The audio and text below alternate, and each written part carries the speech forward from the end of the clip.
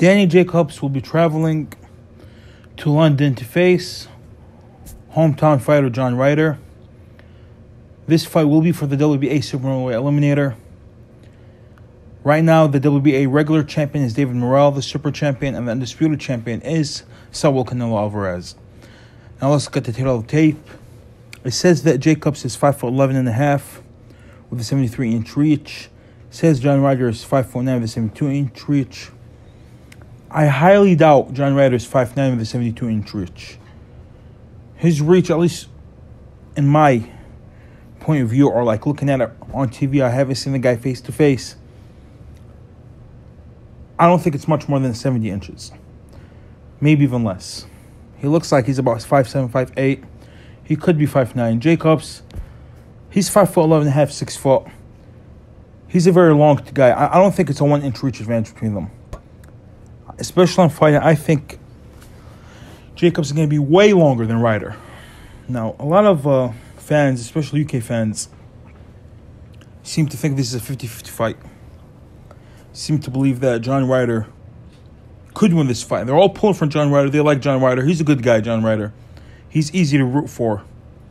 He's coming off back-to-back lackluster performances. And you can say the same about Danny Jacobs. You can say Danny Jacobs hasn't had a good performance since beating Gennady Golovkin. In my opinion, I thought he beat him. But obviously, if you look at their last 6 fights, just take a quick look on BoxRec. Click on Bout. One guy has faced Gabe Rosado, Chavez Jr., Canelo Alvarez, Sergey Derevyanchenko, Marcel Sulecki, Luis Arias. The other guy has faced Joseph Jericho, Mike Guy, Callum Smith, Bilal Akawi, Andre Sirotkin, and Jamie Cox. Jamie Cox, okay. So, one guy has faced one world-class fighter. The other guy has faced everyone world-class or near world-class in his last 6 opponents. Both are 5-1 in the last 6 fights. Both have lost to the toughest opponent they face, one in Callum Smith and one in Canelo Alvarez. And I think people are getting too carried away with John Ryder's performance against Callum Smith. Go rewatch that fight. I also thought watching it, and I said it falsely, and I would pull my hand up and say I apologize, because it was years since I watched that fight, and I watched that fight even when I watched it live. I watched it on a dodgy stream. Now I have DAZN, where I could easily go back and rewatch that fight, just type in Callum Smith, and that fight will pop out. And I scored it round by round.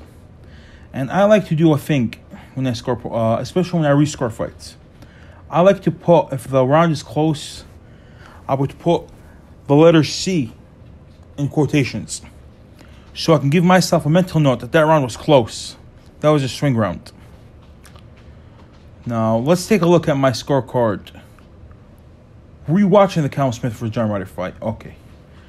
Round 1, I had it close for Smith. 2 for Smith. 3 for Smith. 4, close for Ryder. 5, close for Smith. 6 for Smith. So, when I was rewatching the fight, I seemed shocked.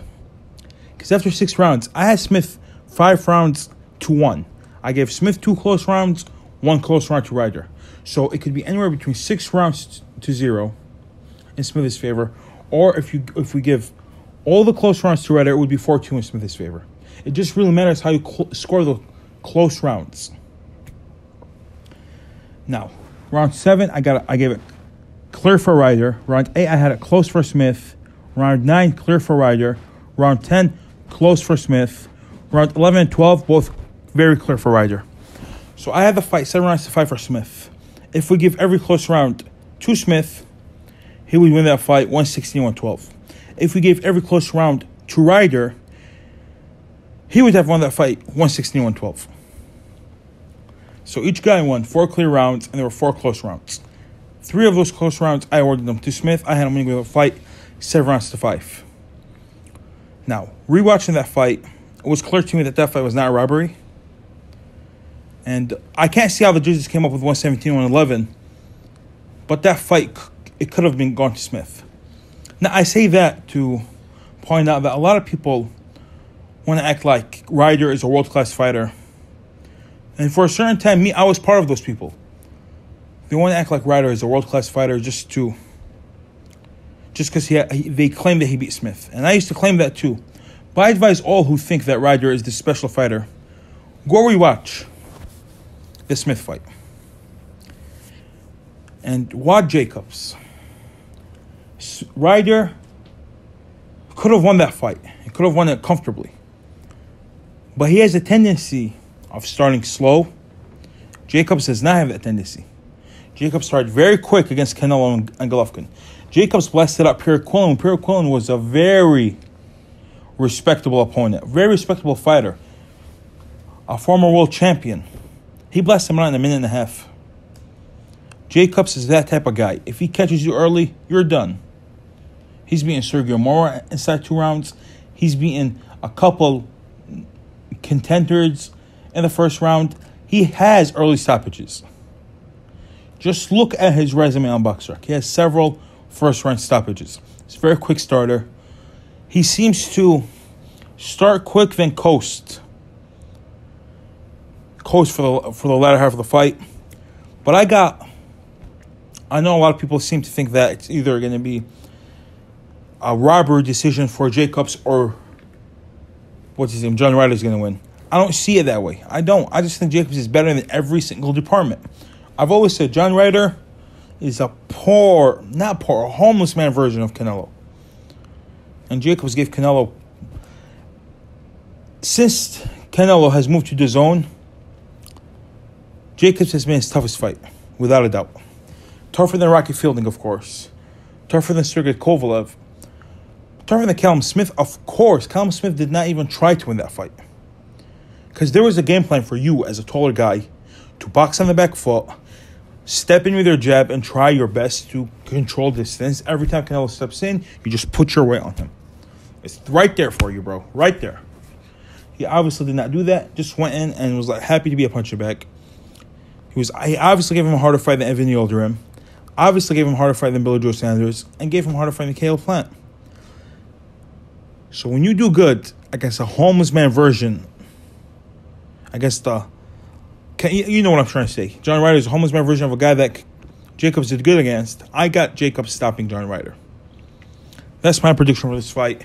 I'd like to know yours in the comment section below. But before we wrap up this video, I'd like to discuss the undercard very briefly. I know it's not that good of an undercard. Johnny Fisher, heavyweight prospect, you could say, club fighter. I don't really think he has a future in boxing. But he is a popular fighter. He is selling tickets. He's going to be on the undercard. He's fighting Gabriel Enigma in a scheduled 6-round fight. It's only his 5th fight. You got a guy named by Hopi Price. He's known over there. I've seen a lot of UK fans talk about him. But the only interesting fight, in my opinion, on the undercard is Felix Cash's return. He's been out of the ring for a minute now. Ever since he had that big win against Bentley last year. He beat Bentley in April. Hasn't fought for the past 10 months.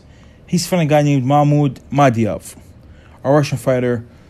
This fight will be not a final eliminator, but an eliminator for the WBC. Whoever wins this fight will have a very high ranking with the WBC. Felix Cash is a guy I'm very impressed with. And a lot of people are picking Bentley to win the fight. A lot of UK fans were picking Bentley. And I was shocked. I've seen Bentley fight before. And I've seen Cash fight before. Cash is a hard puncher. Cash has power. Cash is strong. Now, Cash wants to fight Chris Eubank Jr. I don't give Cash much of a shot in that fight. I think Eubank outboxes him. But who knows? I'm very intrigued in this fight tomorrow. But let's take a quick look. Quick look at Mahmoud Madiev. Mahmoud Madiev has a record of 15 wins, no losses, 2 draws, only 4 knockouts. I believe he's fought his entire career in Russia. Yeah, he's never been outside of Russia. Yep, never. This is his first fight outside of Russia. He's had 2 draws against really unknown opponents. He hasn't been anyone of note. He hasn't had a stoppage in a minute now. Last time he stopped someone was back in July of 2017, 5 years ago. So, doesn't seem like a guy that has much power.